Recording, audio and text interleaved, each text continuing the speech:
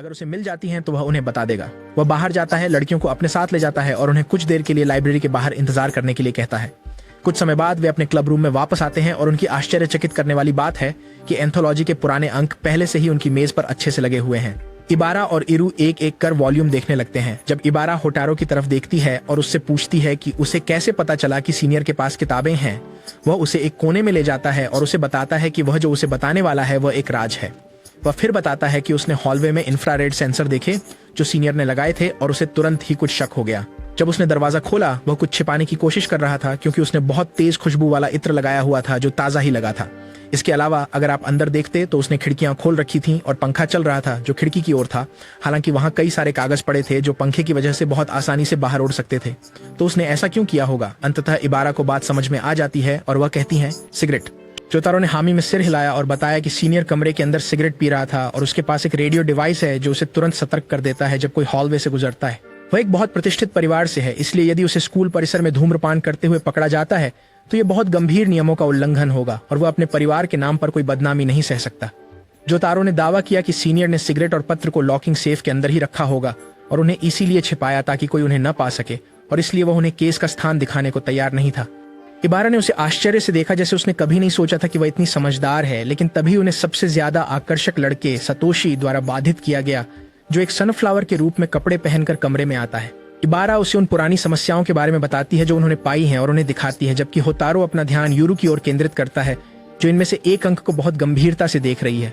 वह उसे देखती है, उसे एक तरफ ले जाती है और उसे अंक दिखाती है जिसका नाम ह्यूका था। वह उसे बताती है कि यह वही चीज थी जिसके बारे में उसने अपने अंकल से पूछा था जब उसके अंकल ने कुछ कहा था जिससे वह रो पड़ी थी। वह उस अंक को उसे सौंप देती है, कहते हुए कि इस अंक में उसके अंकल का नाम कुछ बार आया है। वो उसे बताती है कि 45 साल पहले साहित्य क्लब में कुछ हुआ था और होतारो उस अंक को पढ़ना शुरू करता है। इसमें लिखा गया है कि सिकी ने न केवल एक हीरो के रूप में बल्कि एक लेजेंड और सभी के लिए सच्ची प्रेरणा के रूप में हाई स्कूल छोड़ा, क्योंकि उसने सभी के भले के लिए सब कुछ त्याग दिया और हमेशा स्कूल के इतिहास में याद किया जाएगा। वह अपना सिर पकड़ती है, कहते हुए कि वह जानने के बहुत करीब है कि उसने क्या कहा था, लेकिन यह उसके दिमाग में नहीं आ रहा। होतारो इस एंथोलॉजी के अंक संख्या को देखता है और यह दूसरा अंक निकलता है तो वह इबारा की ओर मुड़ता है पहले अंक को खोजने के लिए, लेकिन वह उसे देखकर हैरान हो जाती है और कहती है कि अंक नंबर 1 गुम है। इरू उदास दिखती है कि अंक नंबर 1 गायब है, लेकिन वे दिन के लिए वापस जाने का फैसला करते हैं। और वापस आते समय होतारो ने इरू से पूछा कि वह सतोशी और इबारा दोनों की मदद क्यों नहीं लेती। वह जवाब देती है कि वह नहीं चाहती कि बहुत से लोग जाने, लेकिन फिर होतारो पूछता है कि क्या वह उन्हें अपने दोस्त मानती है और एरू तुरंत रुक जाती है और उसे बताती है कि वह कल अपनी समस्या उन्हें बता देगी। अगले दिन वह सब कुछ सतोशी और इबारा को समझाती है और वे दोनों बहुत सहायक होते हैं। क्लब का प्राथमिक उद्देश्य पता लगाना हो जाता है कि 45 साल पहले क्या हुआ था। अगले रविवार वे सब एरू के निवास पर जाते हैं विभिन्न सिद्धांतों और परिकल्पनाओं के साथ कि 45 साल पहले क्या हुआ हो सकता है। होटारो हमेशा की तरह आलसी सातोशी के आने का इंतजार कर रहा है और अचानक उसे सातोशी की विचित्र आवाज सुनाई देती है जो साइकिल चलाते हुए उसकी ओर आ रही है। वह लगभग होटारो से टकरा जाता है जो अपनी कामुकता को लेकर द्वंद्व में है, लेकिन सातोशी से कहता है कि वह उस तरह से झुकता नहीं है और अपनी कामुकता को वैसे ही सीधा मानता है जैसे प्रेतजेल। वे दोनों शहर के शोर शराबे से दूर देहात की ओर साइकिल चलाना शुरू कर देते हैं और होटारो सातोशी से पूछता है कि क्या उसे हाई स्कूल में रहना, हमेशा इतना ऊर्जावान और खुश रहना पसंद है। सतोशी धीमे होकर उसे बताता है कि बेशक उसके पास भी अपने हिस्से की समस्याएं हैं, लेकिन वह हर स्थिति में खुशी ढूंढने की कोशिश करता है और जितना हो सके सुखद रहना चाहता है। वो वोटारो खुद पर विचार करता है और देखता है कि इस मामले में वह सतोशी के बिल्कुल विपरीत है। वह अपना जीवन धूसर रंगों में जीता है, उस तरह का नहीं तुम बेवकूफ हो।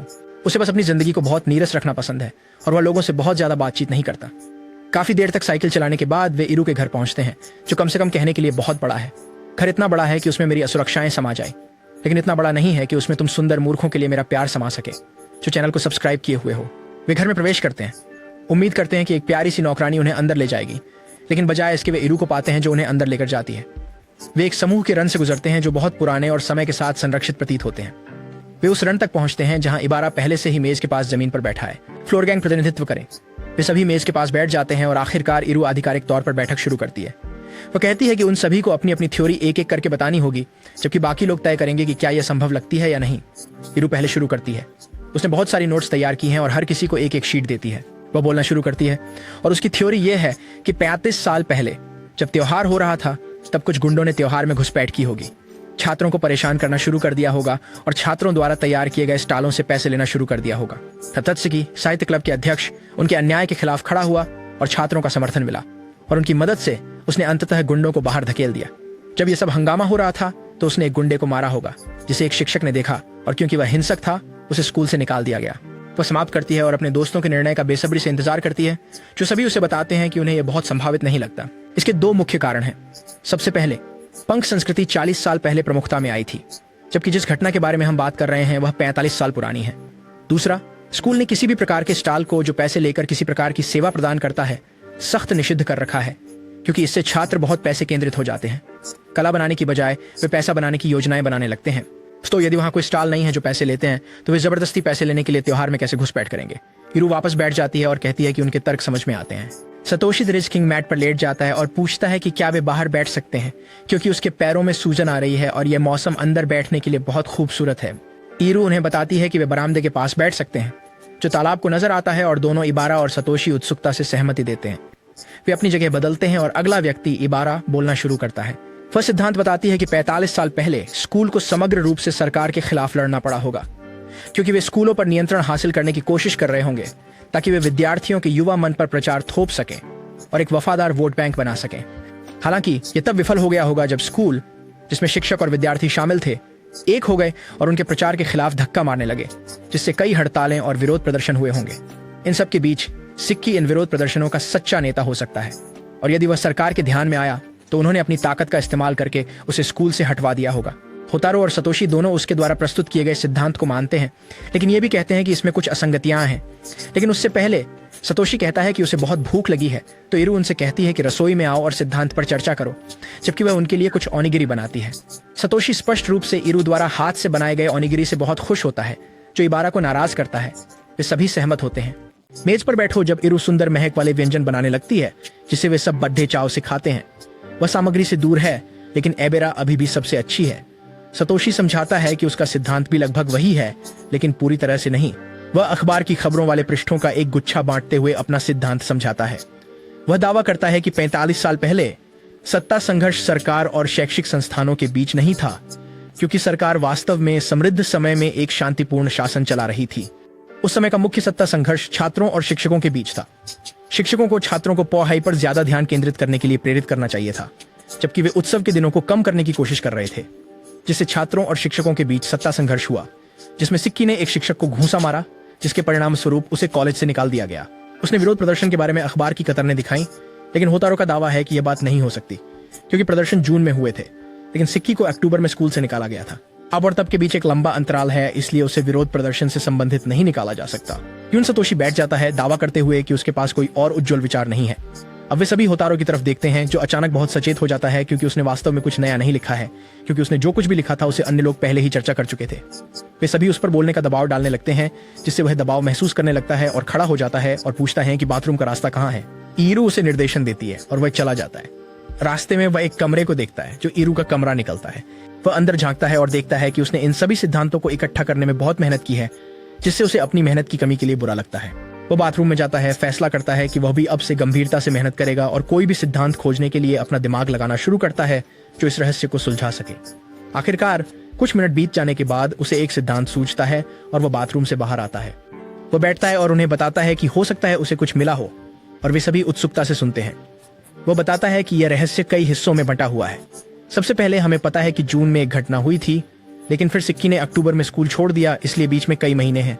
दूसरा घटना हाई स्कूल के अंदर हुई थी, और हमें यह भी पता है कि दो विरोधी गुट एक दूसरे के खिलाफ काम कर रहे थे। मासिक समाचार पत्र के माध्यम से हमें जानकारी मिलती है कि विरोधी गुट छात्र और शिक्षक थे, और उसके अनुसार ये इसलिए था क्योंकि शिक्षक छात्रों से निर्णय लेने की शक्ति छीन रहे थे और उन्हें कुछ ऐसा देने से इनकार कर रहे थे जो वे वास्तव में चाहते थे। अगर आप ध्यान से सोचें तो बहुत कम चीजें हैं जो सभी छात्र अपने हाई स्कूल में सामूहिक रूप से चाह सकते हैं, और वह है स्कूल फेस्टिवल, जो छात्रों को स्थिति पर नियंत्रण लेकर अपनी अभिव्यक्ति और सृजनशीलता दिखाने का अवसर देता है। यही तो विवाद का बिंदु होना चाहिए था। हमें यह भी पता है कि पहले त्योहार 5 दिनों तक चलते थे, लेकिन अब वे केवल 3 दिनों के होते हैं, जिसका मतलब है कि उस समय कुछ ऐसा हुआ जिससे यह निर्णय लिया गया। उसकी थ्योरी है कि शिक्षक त्योहार के दिनों की संख्या कम करना चाहते थे, लेकिन छात्र तैयार नहीं थे। उन्होंने कई विरोध प्रदर्शन किए होंगे और शायद बहुत असंतोष रहा होगा, लेकिन अंत में उन्होंने शिक्षकों के साथ एक समझौता किया और वैसा फेस्टिवल आयोजित किया जैसा वे चाहते थे। सिकी को इन घटनाओं में अग्रदूतों में से एक होना चाहिए था, जिसके कारण वह अधिकांश समय सुर्खियों में रहा होगा और शिक्षकों द्वारा देखा गया होगा। किसी भी भविष्य के विद्रोह को रोकने के लिए शिक्षण निकाय ने उसे निकालने का निर्णय लिया होगा, लेकिन वे उसे तुरंत बाहर नहीं कर सकते थे क्योंकि उसे अन्य छात्रों द्वारा हीरो माना जाता था, और अगर उन्होंने उसे निकाल दिया तो उससे और समस्याएं पैदा हो सकती थीं। इसलिए उन्होंने कुछ महीनों का इंतजार करने का फैसला किया और जैसे ही सब शांत हो गया उन्होंने उसे असंबंधित कारणों से निकाल दिया। वह एक नायक की तरह ही निकला होगा और इसी कारण मुद्दा नंबर 2 ने उसे एक जीवित किंवदंती के रूप में दावा किया। उसने आखिरकार बात करना बंद कर दिया और दूसरे लोग जो उसकी व्याख्या से हैरान थे उसकी ओर देखा। ईरू ने उदासी से मुस्कुराया और देखा कि अब उसे आखिरकार पता चला कि उसके चाचा के साथ क्या हुआ था, और इबारा और सतोशी दोनों ने कहा कि उन्हें इस कहानी पर कोई आपत्ति नहीं है क्योंकि यह पूरी तरह से तार्किक लग रही थी। हालांकि बेरू अभी भी परिणाम से बहुत संतुष्ट नहीं दिख रही थी और उसने पूछा कि अगर वह गर्व से स्कूल छोड़ा था तो उसने छोटी उम्र में उसके बारे में बताने पर क्यों रोई थी। होटारो के पास इसका कोई जवाब नहीं था और ईरू ने जल्दी से अपना सिर झटका और उसके मदद के लिए धन्यवाद दिया क्योंकि रहस्य आखिरकार सुलझ गया था। वे जाने के लिए तैयार हो गए और ईरू ने होटारो को अपनी छतरी दे दी क्योंकि बारिश शुरू हो चुकी थी। परम रिच किंग तो हमेशा तैयार रहता है और उसने अपना रेनकोट लाया था और अलविदा कहने के बाद दोनों उसके घर से चले गए। अपने घर की ओर वापस चलते हुए सतोशी ने बात करना शुरू किया कि कैसे बहुत लंबे समय बाद होटारो को कुछ में रुचि लेती नजर आ रही है और वास्तव में इसमें सक्रिय प्रयास कर रहा है। होटारो ने इसका कोई जवाब नहीं दिया, लेकिन फिर सतोशी ने पूछा, क्या ये इसलिए कि तुम्हें ईरू पसंद है? तो उसने उसकी ओर देखा और कहा कि ऐसा कुछ भी नहीं है और वह सिर्फ एक सुस्त जीवन जीते हुए थक गया है और चाहता है कि वह अपने जीवन में कुछ और रंग लेकर आए। उसने सतोशी को बताया कि जब वह उनमें से तीनों को देखता है तो उसे बेचैनी होती है और वह भी कुछ करना चाहता है। शायद वो उनके खुशहाल जीवन से ईर्ष्या करता है। सतोशी नहीं जानता क्या कहना है और वे चुपचाप अपनी बाइक पर वापस आ गए और पैडल मारने लगे। वह अपने घर वापस पहुंचा और उसने आज हुए बातचीत के बारे में गहरे विचार में था। वह वापस उस समय को याद करता है जब उसने पहली बार ईरू को देखा था और जब उसने उसके साथ समय बिताया था, ये महसूस करते हुए कि उन समयों में उसकी दुनिया अब ग्रे नहीं थी और उसके चारों ओर सब कुछ रंगों से भर गया था। वह गर्म और अच्छा था। वह सोचता है कि क्या सैकी के लिए भी जीवन ऐसा ही है, लेकिन इससे पहले कि वह ज्यादा सोच पाता उसे एक फोन कॉल आता है और वह उसे उठाने के लिए दौड़ता है। कॉल उसकी बहन का है जो उसे बताती है कि वह अब एक नए देश में चली गई है और यहाँ बहुत मजा कर रही है। वो उसे अब तक की अपनी गलतियों के बारे में बताती है और फिर पूछती है कि उसके साथ क्या चल रहा है। होटारो जवाब देता है कि वह सक्रिय रूप से एंथोलॉजी बनाने में काम कर रहा है और फिर उसे बताता है कि उसने हयुका पढ़ी है। ये नाम तुरंत उसकी बहन का ध्यान खींचता है और वह कहती है कि हयुका उसका एक व्यक्तिगत पसंदीदा था और पूछती है कि क्या दयालु हिरोसेकी की त्रासदी अभी भी जारी है। इस शब्द ने उसका ध्यान आकर्षित किया और अब तक जितना वह जानता था सैकी ने स्कूल को एक किंवदंती के रूप में छोड़ दिया था और जो उसने किया उससे खुश था, लेकिन यहाँ त्रासदी शब्द फिट नहीं हो पा रहा था। वतारू तेजी से अपनी बहन से और अधिक विस्तार से बताने के लिए कहता है, लेकिन वह कहती है कि उसे जाना है और कॉल काट देती है। वो वापस अपने कमरे में जाता है और फिर से कागजात फैलाता है। महसूस करता है कि जो कहानी उसके पास है और जो थ्योरी उसने बनाई है अधूरी है। इसमें निश्चित रूप से एक और हिस्सा है क्योंकि कहानी के अनुसार वह हंसी के साथ स्कूल छोड़ता और हर छात्र का प्यार जीत लेता और उसे कोई पछतावा नहीं होता, लेकिन इसे एक त्रासदी बनाने के लिए इसमें कोई महत्वपूर्ण हिस्सा गायब है। वो और सोचता है और महसूस करता है कि ज्यादातर लोगों के लिए हाई स्कूल उनके जीवन के सबसे खुशहाल साल होते हैं जब वे अपनी गुलाबी जिंदगी का पूरा मजा लेते हैं, लेकिन सेकी के लिए उसकी गुलाबी जिंदगी अचानक ही खत्म हो गई और उसे स्कूल छोड़ने के बाद बड़ी जिंदगी में लौटना पड़ा। क्या ऐसा इंसान वाकई में खुश रह सकता है? उसे एहसास होता है कि यह वो वीरता की कहानी नहीं है जो उसने सोची थी, बल्कि इसके गुलाबी आवरण के नीचे कुछ बहुत ही अंधेरा छिपा हुआ है। अगले दिन वह इबारा, एरू और सतोशी को मीटिंग के लिए क्लब रूम में बुलाता है। वह क्लब रूम में प्रवेश करता है और उन्हें पहले से बैठा हुआ पाता है। जब इबारा उससे पूछती है कि उसने आज यहाँ क्यों बुलाया है, तो वह जवाब देता है कि कहानी का एक हिस्सा अभी भी अनजान है और रहस्य से घिरा हुआ है। एरू चमकती आंखों से उसे देखती है और कहती है कि उसे भी लगता है कि कहानी में कुछ कमी है। हॉकीटारो उसे चिंता न करने के लिए कहता है क्योंकि वे आज उन खामियों को भर पाएंगे और पूरी कहानी जान पाएंगे। इबारा उन खामियों के बारे में पूछती है और सतोशी उससे पूछता है कि क्या उसकी थ्योरी गलत है। हॉकीटारो जवाब देता है कि उसे नहीं लगता कि उसकी कहानी गलत है, लेकिन निश्चित रूप से कुछ बारीकियां ऐसी हैं जिन्होंने इसे गलत दिशा में धकेल दिया है। वो दावा करता है कि उन्हें ह्यूका के फॉरवर्ड के बारे में और अधिक जांच करनी चाहिए, जो बलिदान शब्द का उपयोग करता है। वह दावा करता है कि बलिदान को गर्व से भी उपयोग किया जा सकता है, लेकिन बहुत ही दुखद तरीके से भी, और उन्हें पता लगाना होगा कि यहाँ बलिदान का क्या मतलब है। सतोशी उसे देखता है और कहता है कि यह पता लगाना असंभव होगा कि यहाँ शब्द किस अर्थ में लिखा गया था, और अगर वे निश्चित रूप से जानना चाहते हैं तो उन्हें मूल लेखक को ढूंढना होगा। होटारो उसे देखता है और कहता है कि वे यही करने जा रहे हैं। सतोशी उसे आश्चर्य से देखता है और पूछता है कि क्या उसे पता है कि लेखक कौन है। वो बताता है कि उसने थोड़ी बहुत जांच की और लेखक का नाम पता चला। वह इबारा को एक कागज थमाता है और पूछता है कि क्या उसे नाम कुछ याद दिलाता है। उसकी आंखें चौड़ी हो जाती हैं और वह कहती है कि ह्यूका का लेखक और कोई नहीं बल्कि लाइब्रेरियन है। सतोशी पूछता है कि क्या वह निश्चित है कि यह लाइब्रेरियन ही है, क्योंकि कई लोगों का एक ही नाम हो सकता है। लेकिन वह जवाब देता है कि उसने गणित किया और उसकी उम्र टाइमलाइन से मेल खाती है। और जब उसने इधर उधर पूछताछ की तो उसने पाया कि वह 45 साल की है और क्लासिक लिटरेचर क्लब में भी थी। वो उन्हें जल्दी आगे बढ़ने के लिए कहता है क्योंकि उसने उसकी बातचीत के लिए अपॉइंटमेंट लिया है और वह जल्द ही तैयार होनी चाहिए। वे सभी जल्दी से अपनी चीजें इकट्ठा करते हैं, कमरे के बाहर जाते हैं और लाइब्रेरी की तरफ बढ़ते हैं। वे सभी लाइब्रेरी में प्रवेश करते हैं और पाते हैं कि लाइब्रेरियन अभी भी किताबें वापस जगह पर रख रही है। वो मुस्कुराती है और उनसे कहती है कि उसका अभी कुछ काम बाकी है और क्या ये ठीक रहेगा अगर वे उससे बात करें जबकि वह काम कर रही है। एम्बर्रा जल्दी से जाकर उसे किताबों के साथ मदद करने लगती है, जबकि होटारो ह्यूका का फॉरवर्ड उठाता है और उससे पूछता है कि क्या उसने ही इसे लिखा था। वह इसे देखती है और जवाब देती है कि उसने ही लिखा था और तब कहती है कि उसे विश्वास है कि वे सभी यहाँ यह पूछने के लिए हैं कि 45 साल पहले क्या हुआ था। वह उनसे पूछती है कि इतने पुराने समय की घटनाओं में उनकी दिलचस्पी क्यों है और वे इतने गंभीर समय के बारे में क्यों जानना चाहेंगे। हेरू जवाब देती हैं कि सिक्की उनके चाचा थे और वो जानना चाहती हैं कि उन सभी सालों पहले उनके साथ क्या हुआ था। वो हेरू से पूछती हैं कि क्या सिक्की ठीक है, जिस पर वो जवाब देती हैं कि वो भारत में गुम हो गए हैं और 7 साल पहले से उनकी कोई खबर नहीं है। वे सभी एरू की तरफ देखते हैं और उनसे 45 साल पहले हुई घटनाओं के बारे में विस्तार से पूछते हैं और उन्हें बताने को कहते हैं क्या होटारो का सिद्धांत सही था। वह उन्हें देखती हैं और पूछती हैं कि वे किस सिद्धांत की बात कर रहे हैं, जिस पर वे जवाब देते हैं कि उसने निष्कासन के कारण के बारे में एक अनुमान बनाया था। वह दिलचस्पी लेती हैं और सभी को अपने कार्यालय में मिलने के लिए कहती हैं। सेटल होने के बाद वह होटारो के बनाए नोट्स लेती हैं और उन्हें ध्यान से पढ़ती हैं। वह आश्चर्यचकित होकर पूछती हैं कि क्या उन्होंने केवल एंथोलॉजी के आधार पर पूरा सिद्धांत तैयार किया, और कहती हैं कि ऐसा लगता है जैसे वह वहां थे जब यह सब हुआ। यह लगभग पूर्ण है।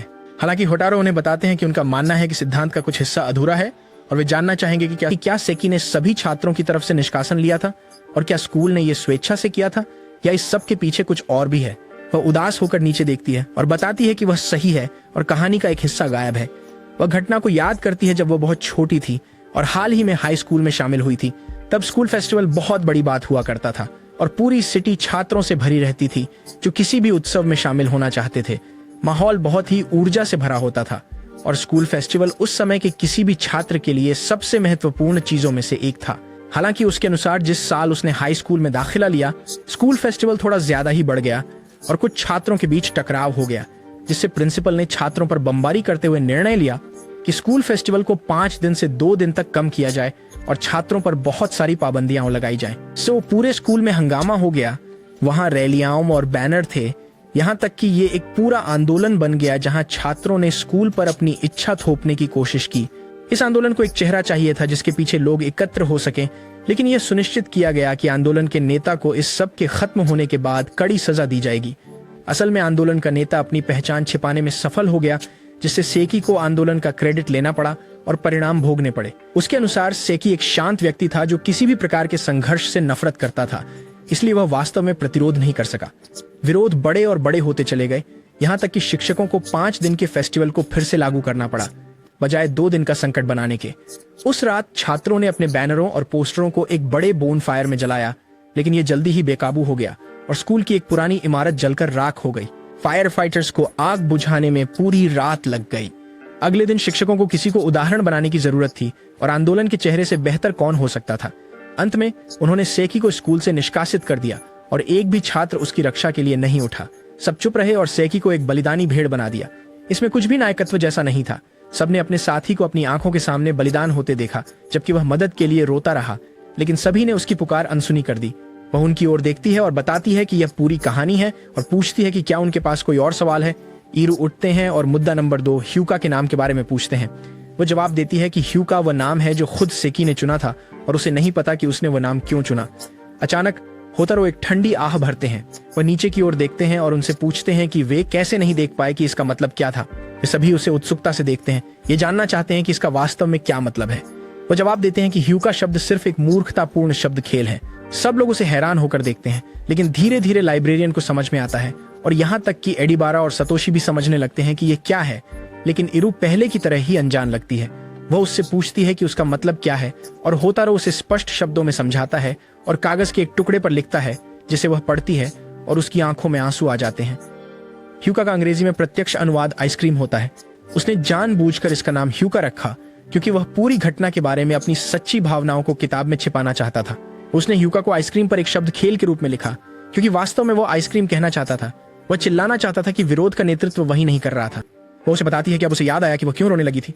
वह इसलिए रो रही थी क्योंकि उसने उसे बताया था कि कभी कभी आपके दोस्त आपकी मदद की गुहार पर आपकी पीठ दिखा सकते हैं, और जब आप मदद के लिए चिल्लाते हैं तो वे बस देखते रहेंगे कि आपको कैसे जीवित खाया जा रहा है और आप कुछ नहीं कर सकते, सिर्फ चिल्लाना। जीवित खाए जाने के विचार से वह बहुत डर गई और इसी वजह से रोने लगी। फिर वह होटारो की ओर देखती है और उसे यह रहस्य सुलझाने के लिए धन्यवाद देती है, क्योंकि अब वह अंततः अपने चाचा को जाने दे सकती है और अपने साथ शांति में रह सकती है। अगले दिन वे सभी फिर से क्लब रूम में मिले और इस बार इबारा ने भी एंथोलॉजी का एक मसौदा तैयार किया। वह इसे इरू को प्रस्तुत करती है, जिसे यह वास्तव में पसंद आता है, और इसे होटारो को सौंप देती है, जो इसे देखकर शिकायत करता है कि पूरी मुख्य कहानी लिखनी होगी। इबारा उसे शरारती अंदाज में देखती है और जवाब देती है कि उसने ही पूरा रहस्य सुलझाया है, इसलिए उसके लिए यह सामान्य बात है कि वह मुख्य कहानी लिखे और यह उसकी ट्रॉफी है। इरू, जैसे कि वह एक वाइफू है, होटारो से कहती है कि अगर वह इसे लिखना नहीं चाहता है तो वह उसके लिए लिख देगी, और जाहिर है वह इस मौके पर तुरंत कूद पड़ता है, लेकिन उसे इबारा द्वारा रोक दिया जाता है, जो उससे कहती है कि वह खुद ही लिखेगा। होटारो उसकी तरफ नाराज होकर देखता है, लेकिन अंततः मान जाता है, क्योंकि वह उससे कहती है कि कहानी की रूपरेखा पर काम करना शुरू कर दो, क्योंकि उनके पास ज्यादा समय नहीं है, और वह उससे कहता है कि वह करेगा। उस दिन बाद में होटारो और इरू ने साथ में घर वापस जाने का फैसला किया, और वापस जाते समय वह उसे बताती है कि उसे आश्चर्य हुआ कि उसने एंथोलॉजी लेख लिखने का काम स्वीकार कर लिया। इसके जवाब में वह कहता है कि उसने लिखने के लिए सहमति नहीं दी थी, उसे दूसरों द्वारा मजबूर किया गया था और वह इससे बच नहीं सका, और उसने सोचा कि वह इसे सेकी को श्रद्धांजलि के रूप में समर्पित करेगा और उसके साथ हुई त्रासदी को। वह अचानक उसकी ओर देखता है और उससे पूछता है कि उसने सातोशी और एबारा की मदद क्यों स्वीकार की, जबकि वह अपनी पिछली कहानी को दूसरों के सामने प्रकट करने के प्रति इतनी विरोधी थी। वह जमीन की ओर देखती है और जवाब देती है कि उसने अपने अतीत के बारे में सिर्फ इसलिए बताया क्योंकि वह यह नहीं भूलना चाहती थी कि यह उसके लिए महत्वपूर्ण था। वह यह समझाती है कि उसकी माँ ने उसे बताया कि जल्द ही कुछ सालों में ये चीजें उसे छोटी लगेंगी, और वह इस बात पर हंसेगी कि उसने कभी अपने चाचा की वो बातें जो उसे रुला दिया करती थीं इतनी महत्वपूर्ण क्यों मानी थी। इससे उसने अपने जीवन के बारे में सोचा और क्या उसे इस पूरी परेशानी को छोड़ देना चाहिए, क्योंकि यह उसके लिए कोई मायने नहीं रखता। बाद में उसने होटारो से बात करने के बाद महसूस किया कि वह इस समय को याद रखना चाहती है, चाहे वह कितना भी छोटा हो। वह इसे हमेशा पूरे दिल से याद रखना चाहती थी। ग्रीष्मकालीन अवकाश आखिरकार शुरू हो गया और उरू ने आखिरकार होटारो को एक अच्छे और ताजगी से भरे छुट्टी के लिए हॉट स्प्रिंग्स पर आने के लिए मना लिया। वे सभी एक बस में बैठ गए और व्यस्त शहर की जिंदगी से दूर शांत और सौम्य ग्रामीण इलाकों की ओर जाने लगे। होटारो, जो कि एक दोस्तहीन हरा भरा है, जाहिर तौर पर कारसिक होने लगा क्योंकि वह बाहर जाने का आदी नहीं है। एक बस स्टॉप पर रुक चुके बाद वह बहुत बीमार और मतली महसूस करते हुए दिखता है। इबारा उससे रुकने के लिए कहती है क्योंकि उसके इस इलाके में चचेरे भाई हैं और उनके पास एक इन है जिसमें वे मेंटेनेंस के कारण किसी भी मेहमान को नहीं ले सकते हैं, इसलिए वे वहां ठहर सकते हैं। वे सभी उस वैन का इंतजार करते हैं जो अंततः आती है और वे अंदर जाते हैं। जब तक वे इन पहुंचते हैं, होटारो मुश्किल से ही वैन से बाहर चल पाता है। वे अपने दो छोटे चचेरे भाइयों का परिचय कराती है, राय जो बड़ा है और केओ जो छोटा है। वे अभिवादन करते हैं और उन्हें उनके कमरों तक ले जाते हैं ताकि वे थोड़ा तरोताजा हो सकें। सतोशी हमेशा की तरह जीवंत है और होटारो को बाहर का दृश्य दिखाता है, और वाकई होटारो भी यह कहता है कि दृश्य बेहद सुंदर है। हालांकि वे कमरे में और समय बिताने से पहले इबारा खाने के लिए बुलाती है और वे नीचे जाते हैं। वे साथ में खाना खाते हैं और उसके बाद वह वापस अपने कमरे में चला जाता है, लेकिन पाता है कि सतोशी गायब है। उसे समझ में आता है कि सातोशी शायद हॉट स्प्रिंग्स में चला गया है और वह बस कमरे में लेटकर टीवी देखना शुरू कर देता है। थोड़ी देर बाद हालांकि वह ऊब जाता है और फैसला करता है कि वह भी हॉट स्प्रिंग्स में मजा करेगा, क्योंकि वह यहाँ इसी कारण आया था। वह अपने तौलियां उठाता है और अपने कमरे से बाहर निकलता है, जहाँ उसकी मुलाकात एरू से होती है। वह उससे पूछता है कि वह कहाँ जा रही है और वह भी जवाब देती है कि वह भी हॉट स्प्रिंग्स में स्नान करना चाहती है। वे साथ साथ चलने लगते हैं और वह टिप्पणी करती है कि एरू यहाँ बहुत खुश लगती है और अपनी बहनों के साथ खेलने जा रही है, इसलिए वह उसके साथ स्नान करने नहीं आ रही है। वे अपने अपने स्नान घर में जाते हैं, जहाँ होटारो अंततः स्प्रिंग्स में आराम करने के लिए उतरता है और सातोशी से मिलता है। वे कुछ देर बहुत साधारण बातें करते हैं, लेकिन अचानक होटारो को चक्कर आने लगते हैं और सातोशी उसे जल्दी से बाहर निकालने और उसके कमरे में वापस ले जाने के लिए मजबूर हो जाता है। दोनों इबारा और सातोशी मदद करते हैं, एक गद्दा बिछाते हैं और उसे उस पर लेटाकर कंबल से ढक देते हैं ताकि वह थोड़ी देर आराम कर सके। थोड़ी देर बाद इरू कमरे में आती है और उससे पूछती है कि क्या वह ठीक है। होटारो जल्दी से जवाब देता है कि वह ठीक है और बातचीत करने के लिए मुड़ता है। इस पर इरू उठकर उसे बताती है कि वे सब अगले कमरे में भूतों की कहानियां चर्चा कर रहे हैं और अगर वह बाद में बेहतर महसूस करता है और शामिल होना चाहता है तो उसका स्वागत है। कुछ समय बाद होटारो उन्हें कहानियां साझा करते हुए सुनता है और चूंकि उसके पास कुछ और करने को नहीं है, वह उन्हें सुनने लगता है। वरी को एक पुरानी कथा सुनाते हुए सुनता है जिसमें कहा गया है कि लंबे समय पहले एक परेशान आदमी इस सराय में आया और उसने दूसरी इमारत के कमरे नंबर 7 को अपना लिया। उसने अग्रिम में भुगतान किया था और वह हमेशा वहीं रहता था। वह लंच या डिनर के लिए नहीं आता था और उसने सभी स्टाफ से कहा था कि उसके कमरे से दूर रहें और उसे परेशान न करें। एक रात सराय में रहने वाले लोगों ने एक तेज चीख सुनी। वे उसकी ओर दौड़े और देखा कि एक महिला अपने घुटनों पर बैठी हुई थी। ये देखकर भयभीत थी कि कमरे नंबर 7 में रहने वाला आदमी रस्सी के किनारे झूल रहा था। ये पता चला कि उसने एक कंपनी से बहुत सारा पैसा लिया था और जब उसका व्यवसाय विफल हो गया और उसके पास उन्हें भुगतान करने का कोई तरीका नहीं बचा तो उसने अपनी जान लेने का फैसला किया। री बताती है कि उस घटना के बाद से जो भी उस कमरे में ठहरता था वह छत से लटकते हुए मृत आदमी की परछाई देखता था और एक बार वहां ठहरने वाला आदमी अचानक बीमार हो गया और मौके पर ही मर गया। जब यह हद से बढ़ गया तो उनके परिवार के बुजुर्ग को बुलाया गया, जिन्होंने एक तांत्रिक को बुलाया और अंततः बुरी आत्मा को स्वर्ग भेजने के लिए अनुष्ठान किए गए और उसके सामने एक नई इमारत बनाई गई। अब कोई वहां नहीं जाता और वह इमारत छोड़ दी गई है। होटारो उठकर खिड़की से बाहर देखता है, उस कमरे की ओर जिसमें वह आदमी मरा था, और ठंड महसूस करके खिड़कियां बंद करने का फैसला करता है। हालांकि अचानक उसे बाहर एक छोटी सी छाया दौड़ती दिखाई देती है, लेकिन वह ज्यादा ध्यान नहीं देता और सोने चला जाता है। अगले दिन वह सबसे सुंदर दृश्य के लिए जागता है, लेकिन उसे सच्ची सुंदरता की सराहना नहीं होती, इसलिए वह बस तरोताजा होकर नाश्ता करने नीचे चला जाता है। लेकिन यह देखकर चौंक जाता है कि इबारा इरू से चिपकी हुई भयभीत नजर आ रही है। पोतेरो पूछते हैं कि क्या हुआ, जिसके उत्तर में वह बताती है कि आधी रात के बाद उसे हवा के तेज झोंके से नींद खुली और जब उसने खिड़की बंद करने के लिए मुड़ी तो उसने कमरे नंबर 7 की छत से एक आदमी की परछाई लटकी हुई देखी। वे सब नाश्ता करने बैठते हैं और रिये इबारा का मजाक उड़ाते हुए कहती हैं कि उसने जरूर कल्पना की होगी, क्योंकि वे सब डरावनी कहानियां चर्चा कर रहे थे। लेकिन वह उत्तर देती है कि उसने इसे अपनी आंखों से देखा है। माया इस स्थिति से बहुत असहज महसूस करती है और रिये से कहती है कि उनके पिता ने इसे किसी को भी न बताने को कहा था। हालांकि वह इस पर कोई ध्यान नहीं देती। इरू होटारो की ओर बढ़ती है और उससे पूछती है कि वह इस स्थिति के बारे में क्या सोचता है। होटारो जवाब देता है कि उसे लगता है कि इबारा ने सब कुछ कल्पना कर लिया होगा, लेकिन फिर इरू बताती है कि उसने कल्पना नहीं की हो सकती, क्योंकि उसने खुद भी छत से लटकती सिलहुट देखी थी। होटारो परेशान होकर उसकी ओर देखता है तो वह बताती है कि जब इबारा ने जो देखा उससे डरकर वह जाग गई और जब उसने विंडो की ओर देखा तो उसने भी उसे देखा। होटारो अब भी प्रभावित नहीं होता और कहता है कि उसने भी शायद कुछ और समझ लिया होगा। इससे इबारा गुस्से में आ जाती है और उससे पूछती है कि अगर वह लटकते आदमी की सिलहुट नहीं थी तो उसे विंडो में क्या दिखाई दिया। यह स्पष्ट रूप से इरू को बहुत उत्सुक कर देता है और वह उसे इस मामले का समाधान खोजने के लिए मजबूर करती है। वे दोनों होटारो के कमरे में वापस जाते हैं, जहां वह उससे पूछताछ करता है कि उसने क्या देखा। वे रूम नंबर 7 के अंदर जाकर देखने का फैसला करते हैं और माया से वहां ले जाने को कहते हैं। जैसे ही वह सुनती है कि वे कमरे नंबर 7 में जाना चाहते हैं, वह बहुत असहज हो जाती है और कहती है कि वह उन्हें वहां नहीं ले जा सकती, फिर वहां से भाग जाती है। फिर वे विंडो के नीचे नीचे जाते हैं और होटारो को एहसास होता है कि कल रात बारिश हुई थी। लेकिन इससे पहले कि वे और जांच कर सकें, माया पीछे से आकर उन्हें बताती है कि दोपहर का खाना तैयार है। वे डाइनिंग एरिया में वापस जाते हैं और दोपहर का खाना खाते हैं और खाने के बाद री एक किमोनो पहने हुए दिखाई देती है, जिसे उसे बहुत पसंद आ रहा है। सतोशी उसे एक तरफ ले जाता है और बताता है कि माया को किमोनो बहुत पसंद आ रहा है, लेकिन री उसे पहनने नहीं देती। होटारो जवाब देता है कि उसे इस सब से कोई फर्क नहीं पड़ता। तभी अचानक उसे एहसास होता है कि कोई पीछे से देख रहा है। वह तुरंत पलटता है, लेकिन दरवाजे पर कोई नहीं होता। उसे नहीं पता चलता कि क्या हुआ हो सकता है, इसलिए वह इरू के साथ हॉट स्प्रिंग्स पर जाने का फैसला करता है। पानी के अंदर जाते ही वह फिर से सतोशी से मिलता है, जो अनायास बताता है कि कल रात ढोल देर तक बज रहे थे और उसे आश्चर्य हुआ कि होटारो इसे सुनते हुए भी सो गया। होटारो तुरंत चारों ओर देखता है और पूछता है कि क्या कल रात इस क्षेत्र में समर फेस्टिवल का दिन था, और वह हाँ में जवाब देता है। अंत में ऐसा लगता है कि उसने सब टुकड़े जोड़ लिए हैं। वह इरू के साथ वापस जाता है और उसे समझाता है कि उसने जिस चीज को कल लटकता हुआ आदमी समझा, वह वास्तव में एक सूखते किमोनो की सिलहुट थी। वह आश्चर्यचकित लगती है, लेकिन वह विस्तार से बताता है कि क्योंकि री माया को अपनी चीजें छूने नहीं देती, माया ने री की अनुमति के बिना उसका किमोनो लिया था और कल रात त्योहार में गई थी। जो छाया उसने कल रात देखी थी वह वास्तव में माया की थी, जो इनके बाहर भाग रही थी। हालांकि उसकी किस्मत अच्छी नहीं थी और बारिश शुरू हो गई, उसे वापस लौटना पड़ा।